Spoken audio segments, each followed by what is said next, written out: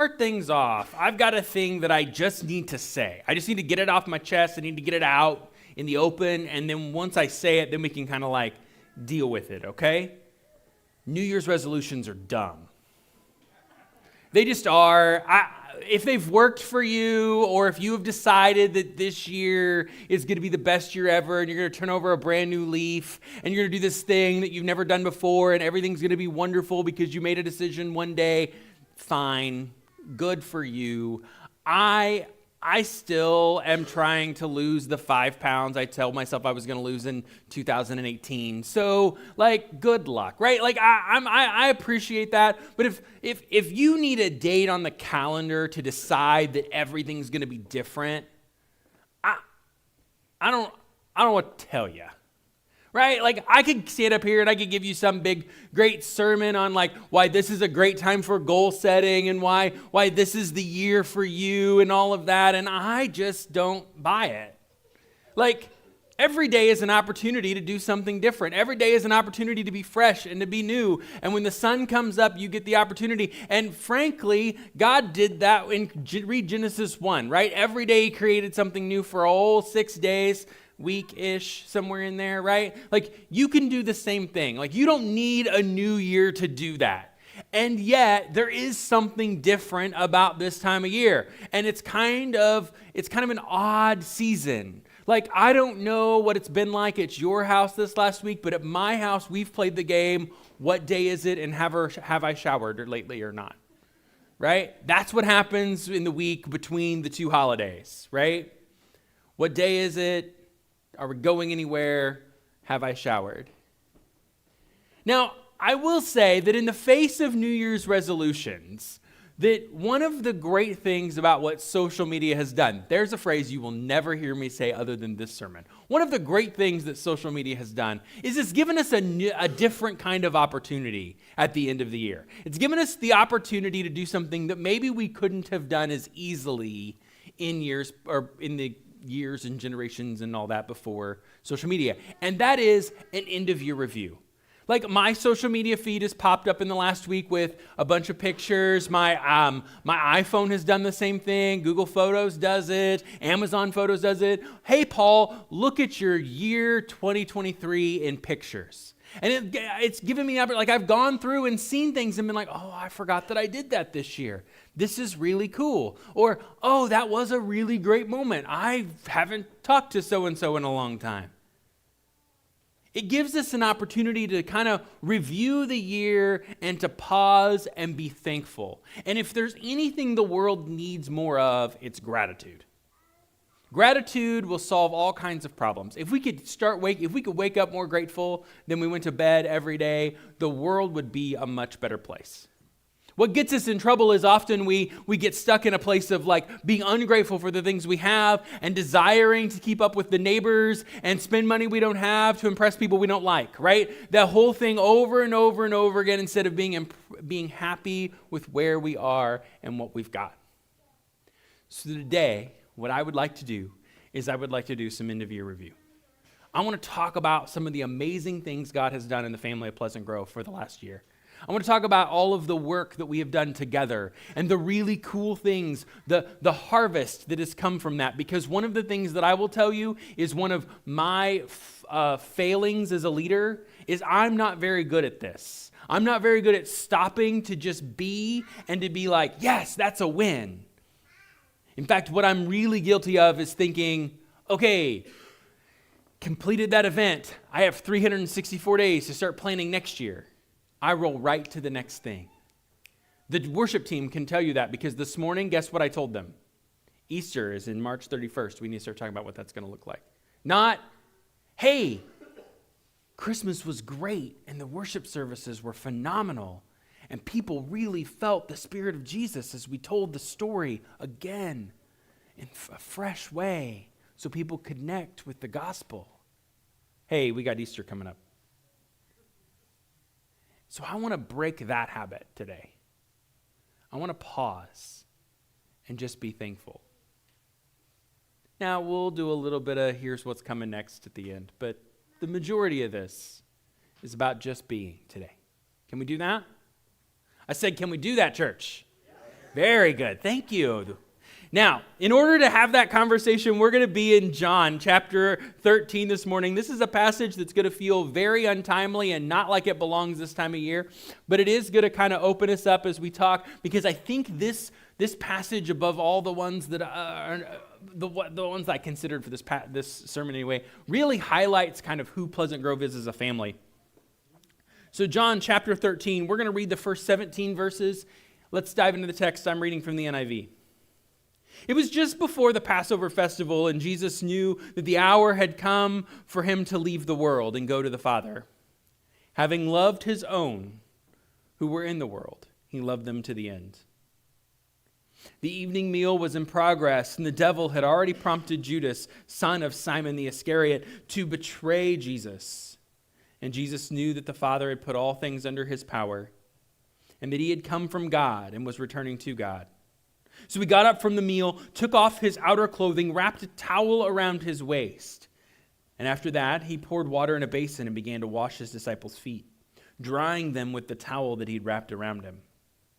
He came to Simon Peter, who said, "Lord, are you going to wash my feet?" Jesus replied, "You do not realize now what I am doing, but later you will understand." "No," said Peter, "you shall never wash my feet."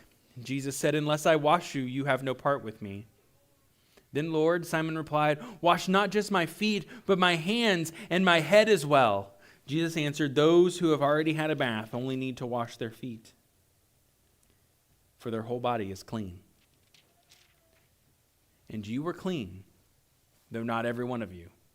For he knew who was going to betray him. And that is why he said not every one of them was clean.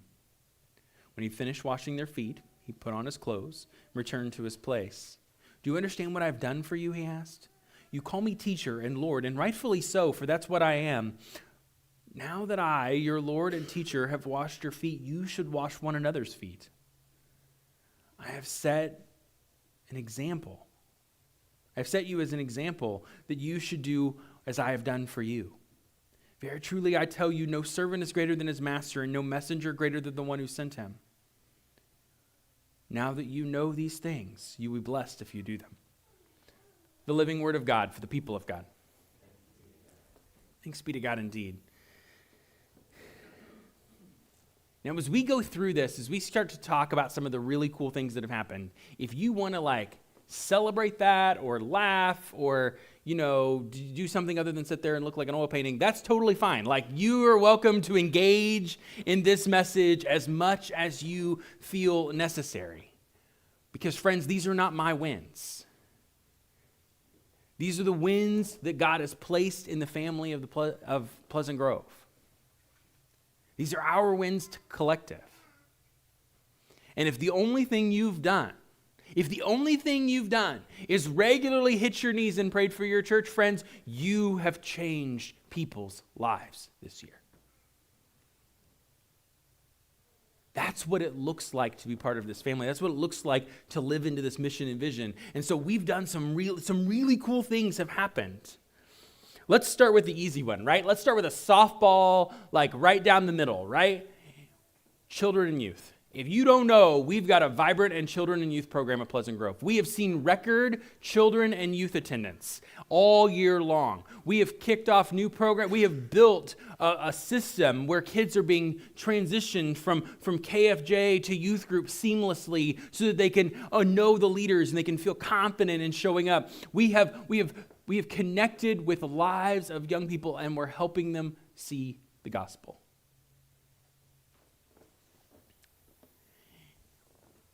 We participated in the Unite Camp this year. And if you don't know, the Unite Camp was life-changing, not just for the students that went, but for the leaders as well. And we saw this explosion of desire to connect with the gospel based solely on that camp. But now, it would be really easy for us to just point to that week and say, look, that was a really great thing. But what you may not know is Pleasant Grove was instrumental in the building of that process. Chris and company sat on a team that helped design that entire camp and build it from the ground up. It was the first time ever that it's done. And this year, they already have 700 reservations for camp. Those aren't registrations. Registrations aren't gone out. Nobody panic. But statewide, over 700 students are going to show up at CMU campus and praise and worship and meet Jesus, some for the first time. Amen. And we were part of that from the very beginning. We saw an opportunity to show up for our young people, and we did. We said we want to help them know Jesus Christ, and we want to make him known in their lives. That's what it looks like to do this work. Let me show you some photos, because pictures really kind of tell the story, and I don't really have a lot of notes. So this is some KFJ stuff. Is this the video? No. Okay, so this is KFJ, right? This is one of the opening nights of KFJ. You can see right there a couple of things. First, even kids do not want to sit in the front row of the church. And second, whatever's happening on that side of the building, which would have actually been this side of the building, was really interesting, right? Like, these kids are super excited to be here. They're smiling, they're laughing. Now, here's the really cool thing. Here's what I'm going to tell you. The majority of the kids we see on Wednesday night, we never see on Sunday morning. There's a huge portion of those kids that roll in here on Wednesday night that this is their church, and that's their worship. They don't have another church anywhere else. They don't go anywhere on Sunday morning. This is their church, and that's their worship. And it's real worship. We'll show you that here in just a minute. Let's go to the next one. So this was a new thing that we started, okay? So here's the thing. We noticed, I say we. I had no part in this. I didn't notice anything. I was too busy trying to keep all the plates spinning. Our leadership team noticed that we were losing a good portion of students from 5th grade into junior high. They were dropping off. They weren't coming from KFJ and rolling into youth group. And so we said, hey, we got to figure out how to bridge that gap. We need to do a better job of handing off students from KFJ to youth group. Think about that, right? Because we don't want to lose them. Because youth group, junior high, I don't know if you've been to junior high lately. It's terrible. It's not fun. It's a rough time of year to be a kid. Anybody who walks around and says those are the best years of your life is lying to you. It only gets better. Right? And so we want to make sure that we can continue to pour into the lives of those young people. And so what they did was they built this clear handoff. We took a group of the 5th graders that were handing over there. We took their KFJ leaders, and we took their youth group leaders, and we took them to Branson for a couple of days. And we went and saw a sight and sound play, and we went and rode go-karts. This is Chris. He may or may not have thrown some kids for 360s while he was on the go-kart, because he's a little, ridiculous with the go-karts, but still fine, right? It was a good time. And so we had a blast with these kids, and we helped hand off. And here's what I'm going to tell you. Over 90% of the 5th graders came back for junior high youth group. They carried them over every time. You can clap for that. That's fine. That's good. You can clap for that. They carried them over. We held on to those students. That was the whole goal of that. I mean, also, it was an awesome time in Branson, and we had a really good time and ate good food because you're going to Branson. But it was really cool. What else we got? Oh, this was cool. So this is Stephanie. This is Stephanie. I don't know if you know this. Stephanie won the Denman Evangelism Award for her work leading KFJ. People across the state got to hear about how awesome our KFJ programs are. So here's the other really neat thing that's happening now. Now we have other churches that are calling from around the state and saying, we want a program like yours. Can we send our volunteer team to come down and see what's going on at Pleasant Grove so we can come replicate it where we are? That's how we make Jesus Christ known in communities beyond our own. We're showing up and we're mentoring other people to build programs. When Jesus said that he loved his own, when the Gospel of John said that Jesus loved his own, this is what it looks like to love our own. To love kids and then to be recognized for it. To continue to pour into the lives of young people that we may never even meet. By helping facilitate better programming and better ministry across the state. I told you this was worship. Hold this real quick. Hold this. Pause. I told you that this was real worship. Now, I'm not going to take anything away from our worship team, but I'm going to tell you this right now. You stand in a room full of kids and sing this song, good luck not crying.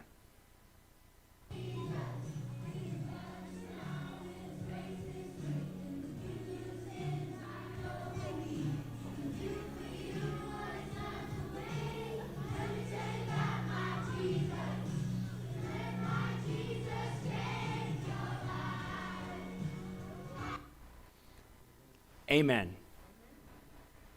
That's what it looks like. In the beginning of the Methodist Church, John Wesley and Charles Wesley started the Methodist movement, and one of the first things that Charles did was he said, we've got to make sure that we have adequate songs, because the thing about Methodists is they sing their theology. If we can teach them how to sing their theology, and we can make sure the songs they sing are theologically sound, it will pour the Spirit of God into them. That was a fundamental element to the foundation of our church, and that's what it looks like to do that today.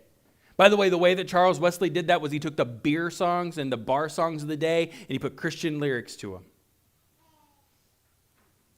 They got ran out of 3 churches for it. It's a great story. So we take modern songs, modern rock beats, modern music behind it. We put lyrics to it that instill a positive message, because you know what? Very few people in here can quote scripture, but everybody knows plop, plop, fizz, fizz, what a relief it is. And you all can sing me the Oscar Mayer hot dog song. We sing our theology because it roots into our soul. So they sing songs that say, let me tell you about my Jesus and the grace that he's already poured out for me. Because yes, there are days when being a third grader is hard. But we're not just building third grade Christians. We teach them those songs and those stories because one day they'll be 23 and 25 and 30-something and 50-something and even older than that, and life will kick them in the teeth. And maybe, just maybe, something they learned at KFJ will sustain them through that moment and remind them of the grace and the love of Jesus Christ. Yes, it's really cool that a bunch of kids know who Jesus is. But what's going to be really cool is the adults they become because they know who Jesus is.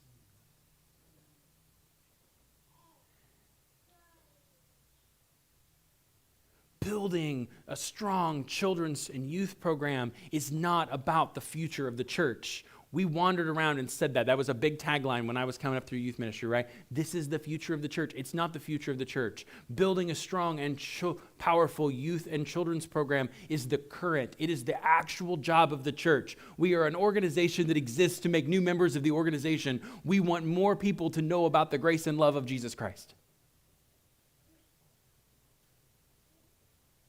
There's a well-known atheist on TV that actually says, if you're a Christian and you don't proselytize, he goes, first off, I don't believe any of the things that you believe. But if you're a Christian and you don't proselytize, you don't tell me about your faith, you don't evangelize, you don't create new members of your faith, I have no respect for you. Because if you know of this great and powerful life-changing thing and you don't tell me about it, you must really hate me. Real love looks like telling them about the grace of Jesus. And that's what we do. But we don't just tell them, right? We don't just love them as they are. Friends, we show up and serve. We showed up in 2022 and we served. We saw record attendance at our food pantry ministries. We launched a new program called Baby Grace. We looked around and said, listen, there is a bunch of folks who need help, because sometimes when you have a new baby and you've got some stuff, life gets a little complicated. And we saw this huge portion. Do you know, when you look at the statistical data from the Census Bureau, one of the fastest growing demographics in Calloway County is single moms. By the way, that's not just unique to Calloway County. That's a national statistic. And listen, like, 2-parent householding is complicated.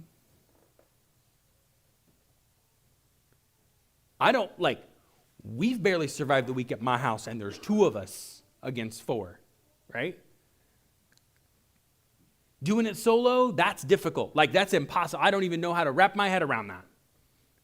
And so we said, how can we help? And so we brought a program in called Baby Grace. And so folks can come in, they can get diapers, they can get wipes, they can get clothing, they can get gently used baby items. Occasionally we've got some formula and stuff, but we don't really advertise. We've got a bunch of that. We show up and we're ready to help people who need it. No income bracket, no whatever. You say you need it, perfectly fine. Here you go. Same thing with the food pantry. You show up, you say you need it, we've got food for you. And we put all of that on a Thursday, wrap a hot meal around it, and we created a space so that people walk into the church and they feel loved from the moment they walk in the door. Not judged, not from a place of you're lucky that we're here, not from a place of let me tell you how good I've got it so I'm going to be able to give you a little bit, not from a place of privilege, but from a place of let me tell you about Jesus who loved me enough and showed up on my worst day and now has empowered me to show up on what might be yours.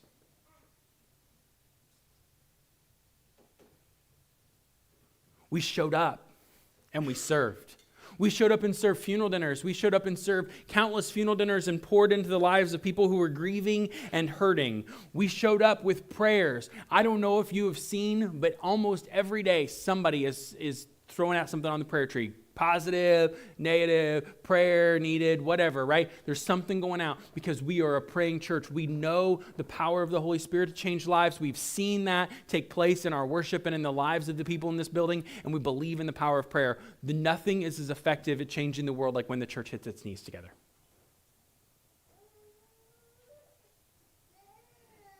So we have countless situations right now we're surrounding with prayer.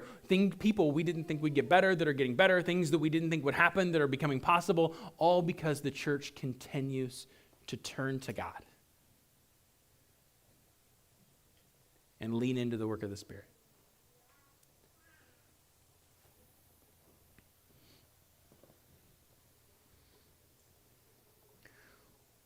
We doubled down on community organizations and we built partnerships with the school. We launched a new worship opportunity at the junior high. I think we've actually got pictures of that. So there's this national program called See You at the Pole. And they did a big thing at the high school every year, but we realized there was nothing happening at the junior high, or we didn't know that there was anything happening at the junior high. And so this year, for the first time ever, there was See You at the Pole available to our junior high students because we wanted to make sure that the junior high kids had that opportunity as well to come and worship and pray at their school. So we set up an opportunity and we made it possible. We continue to look for ways. This is one of our students leading that program. It was completely student-driven. They did the devotion, they did the planning, they did the work. We just showed up and brought donuts, because if you're going to show up, you might as well bring donuts, right? That's kind of a thing. They didn't leave a single one. They ate them all. But we did this, right? We showed up. We're working on more ways to continue to partner with the schools and to partner with other area schools so that we can continue to pour into the lives of young people and support teachers. I don't know if you know this, but a couple years ago, this is the little things we don't think about. A couple years ago, we found out that the teachers were paying for laundry soap and fabric softener because there were kids who needed to be able, for lots of reasons, to be able to wash clothes at school. And so the teachers were paying for that out of their own pocket. And we said, no, you're not. And so we now supply all of the laundry soap and fabric softener for all of the schools in the North Calloway School District. We make sure that they have the supplies that they need to make sure that they can take care of students. It's a little thing, makes it possible because we want to make sure that those kids have what they need. And because those teachers don't make enough as it is, there I said it, they darn sure shouldn't be buying fabric softener and laundry soap out of their paychecks. We have a buddy pack program or the Feed the Children program where we pack snacks and food to send home over the long 3-day weekend for kids, and we don't even know their names. We're not allowed to know their names. That's the structure of the program. We have no idea what students receive those. No idea. Doesn't matter. And we've built a practice of being some of the first called people in the area when people need something. When they have a student who shows up at the school who hasn't eaten all weekend, they give us a call and say, hey, there's a family that needs groceries. When they have somebody who needs a ride somewhere or can't afford their medicine or don't know where their next meal's coming from or don't know where to turn, we have people all over the county who say, you ought to call Pleasant Grove, they'll show up. Because that's who we are. We show up and we serve like Jesus.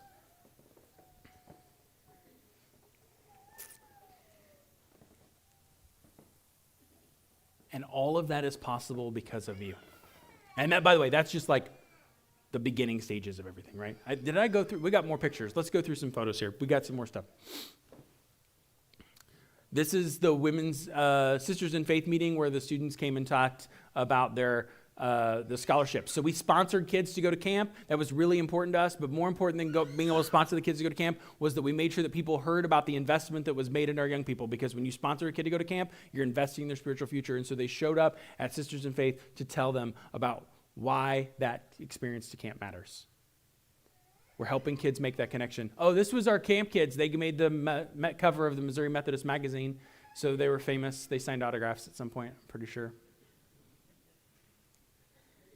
This is just one of my favorite pictures ever.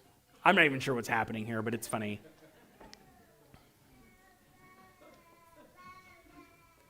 We played a lot of dodgeball this year. My knees will prove that.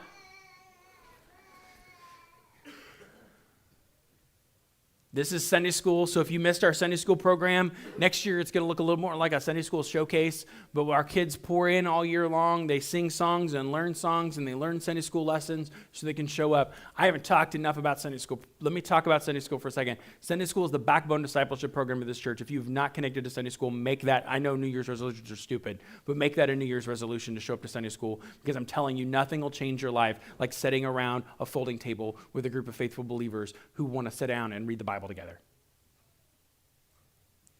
It will impact your life like no other. And we're doing it at a young age. Oh, that's baptisms. Let's go to the on the road again stuff. Do you got any of that? One. So the on the road again trip went back to Branson. We ate some really good ice cream while we were down there, and we had a blast, right? So we talk a lot about connecting with the younger group. We also, this is an all ages church. It's a family oriented church. It's a multi-generational church, and so we connect with all of them. And the kids aren't the only ones that get to go have the fun. I tried to get the older people to ride the go-karts. They wouldn't do it. But we did go have a good time. We went and we made them wander around an aquarium one year. We do all kinds of things. It's a good time. Because you don't stop growing, right? There's a national statistic that says that most people's faith stops developing in the 4th grade. That's not this church. That's not who we are. That's not who we've ever been, and that's not who we're ever going to be.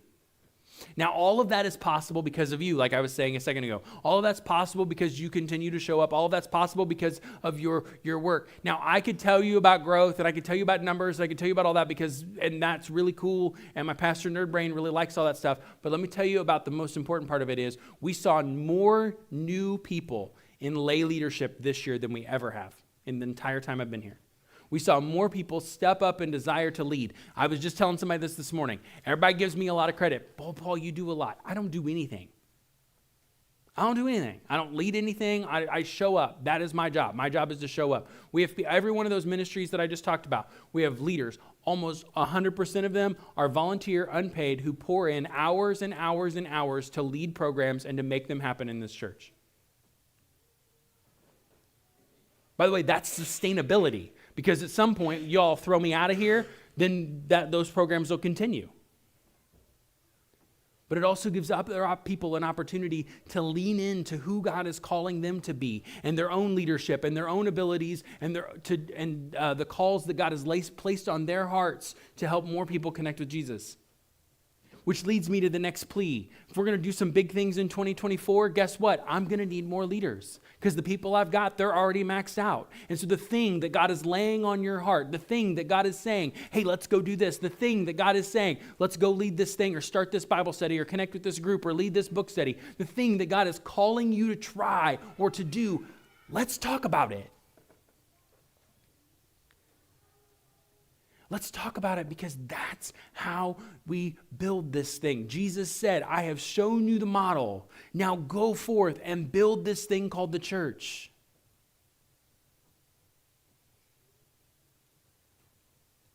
If we're going to continue to double down on the things that make us who we are, and to look for more ways to show up and to serve and to love people, what is the thing that God is calling you to?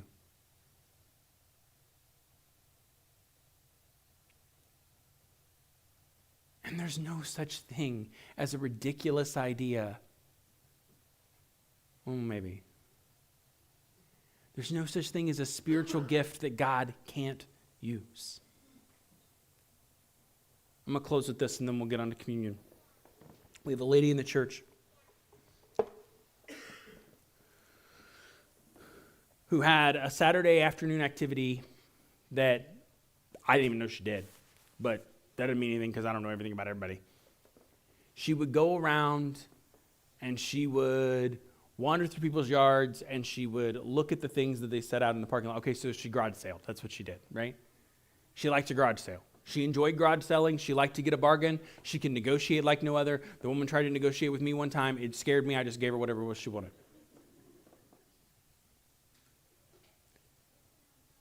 So we start baby Grace, and here's the crazy thing about it is we needed baby clothes. And so we talked to her. We said, hey, we need baby clothes. And she is now garage selling for Jesus. She goes around to these garage sales, and she negotiates them down to bottom dollar. Lord help them. And she comes in with bags and bags of clothes, and she'll say, I hit 2 sales.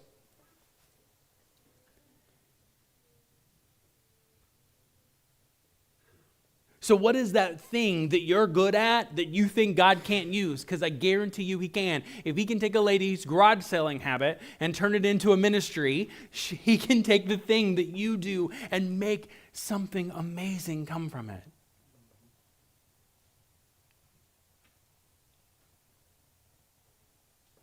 Because we showed up and we served and we loved.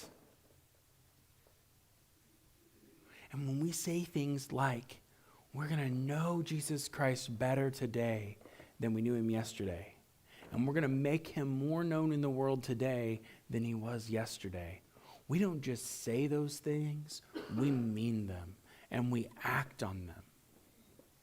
That's who we are.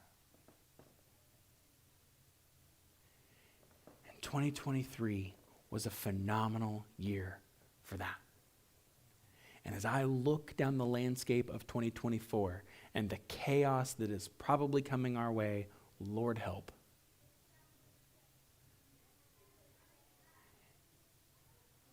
And the division and the anger and the frustration that comes with a national election, because we have to apparently argue all the time.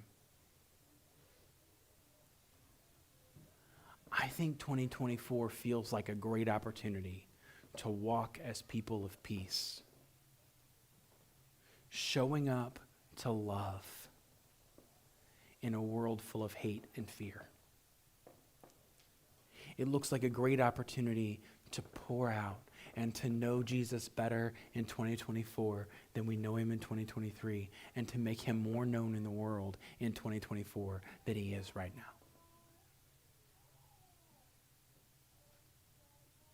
And I don't know how that looks for you, or what that looks like for you, or how God's maybe calling you to be a part of that. But I know that he is. So here in a minute, we're going to take communion. Surprise. And I would invite you to use this time to earnestly seek after and listen for the work of the Spirit in your life. And to ask God, how can I know you better this next year? And how can I make you known more?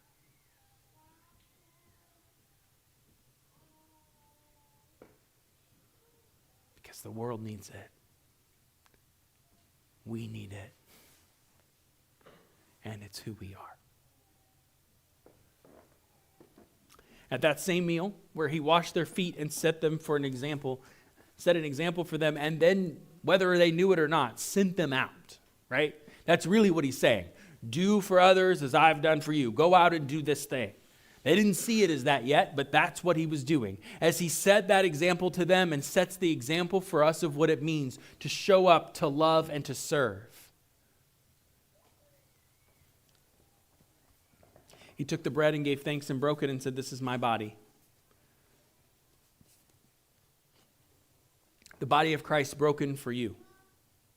Broken because that is how the world changes, is out of our brokenness. Jesus didn't call people who've got it all together then, and he don't call people who've got it all together now. And so if you're sitting there making 1,000,001 excuses for why you're not whatever enough to serve, listen to that. Judas, who betrayed him and is directly responsible for him landing on the cross, is sitting in the room when Jesus breaks the bread.